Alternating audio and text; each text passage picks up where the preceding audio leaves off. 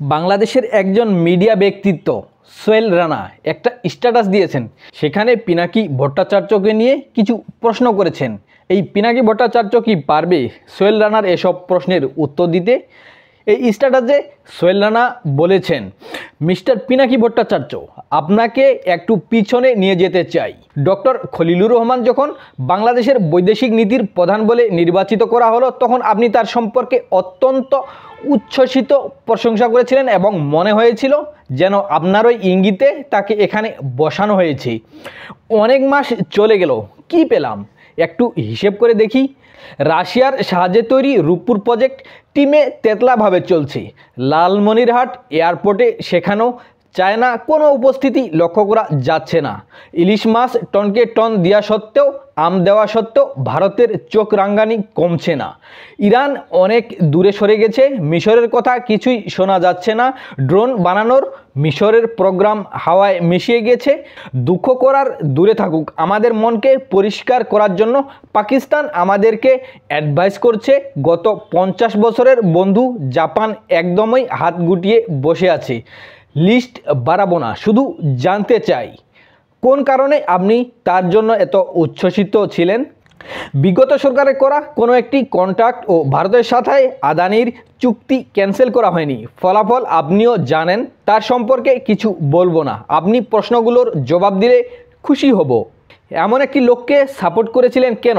সেদিন যে এই সময়ের মধ্যে কোনো কিছুই করতে পারেনি, তার একটু ভাগিদার কি আপনি না? মূলত এই মিডিয়া ব্যক্তিত্ব সোহেল রানা উপরের কিছু বিষয় উত্থাপন করেছেন এই স্ট্যাটাসের মধ্যে, যেগুলো তার নজরে পড়েছে। পিনাকি কি এই প্রশ্নগুলোর উত্তর দিতে পারবে? এগুলো শুধু ওপরের কিছু প্রশ্ন, আরও কিছু প্রশ্ন রয়েছে পিনাকি ভট্টাচার্যের কাছে। তিনি আশা করি এই প্রশ্নগুলোর উত্তর দেবেন। এই যে যেমন ভারতের নিরাপত্তা উপদেষ্টা অজিত দোভালের সাথে ডক্টর খলিলুর রহমানের কেন মিটিং হলো? কি কারণে মিটিং করলেন? কি কি বিষয়ে এই মিটিংয়ে কথা হয়েছিল? দেশের জনগণকে কি তিনি জানিয়েছেন?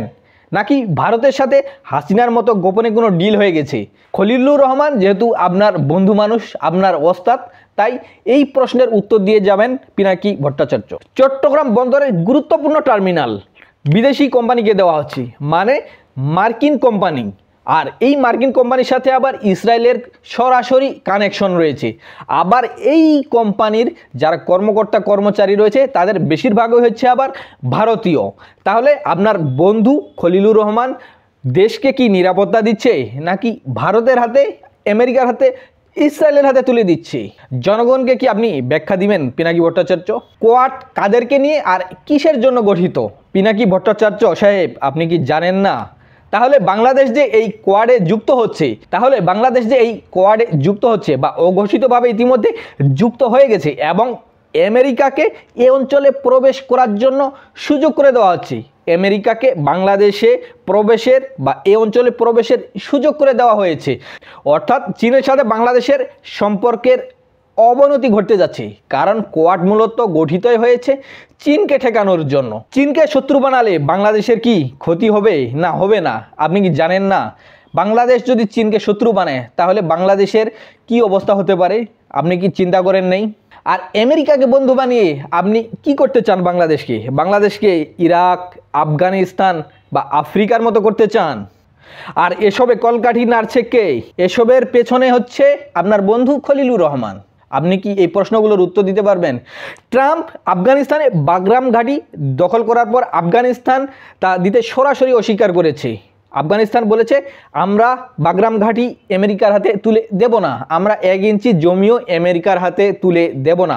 অপরদিকে বঙ্গোপসাগরকে চীনকে সামাল দিতে এশিয়ার ন্যাটো খ্যাত কোয়াড জোটের জন্য বাংলাদেশের উপকূলে বন্দর নিতে চায় মার্কিন যুক্তরাষ্ট্র। সহজ ভাষায় বলা যায়, বাংলাদেশের মধ্যেও একটা সামরিক ঘাঁটি তৈরি করতে চায় আমেরিকা। ইতিমধ্যে বাংলাদেশের ক্ষমতাসীনদের সাথে আলাপ হয়ে গেছে এবং খুব শীঘ্রই তার সম্ভাব্যতা যাচাই শুরু হবে, এমন খবর প্রকাশিত হয়েছে। এগুলোর পেছনে কি খলিলুর রহমান আর পিনাকিরা জড়িত নয়? হে পিনাকি ভট্টাচার্য, আপনি কি এর জবাব দিবেন? এই যে আমেরিকা বাংলাদেশে ঘাঁটি চায়, আমেরিকা চীনকে ঠেকানোর জন্য বাংলাদেশে তাদের সামরিক উপস্থিতি বাড়াতে চায়, এর পেছনে কারা জড়িত? এর পেছনে কি আপনার বন্ধু খলিলুর রহমান নেই? এর পেছনে কি আপনি জড়িত নেই? আপনি কি এর ব্যাখ্যা দিতে পারবেন? যতই এখন চুপ থাকেন না কেন, এই খলিলুরকে সরকারও ঢুকানো হয়েছে মূলত আপনার রিকমেন্ডেশনে, সেটা সবাই জানে। আপনি নিজেও প্রকাশ্যে এটা নিয়ে ভিডিও বানিয়েছিলেন, আর তার সব অপকর্মের দায় আপনার। বাংলাদেশের সার্বভৌমত্বকে নিয়ে ছিনিমিনি খেলার পেছনে আপনার হাত আছে। আপনি যতই সাধু সাজেন, যতই বাংলাদেশের মুসলমানদের আধ্যাত্মিক নেতা সাজতে চান না কেন, আপনি যে ষড়যন্ত্রকারী, আপনারা যে বাংলাদেশের সার্বভৌমত্ব নিয়ে ছিনিমিনি খেলছেন, সেটা বাংলাদেশের জনগণ ইতিমধ্যে বুঝতে শিখেছে, আর ভবিষ্যতেও আস্তে আস্তে সবাই জানতে পারবে।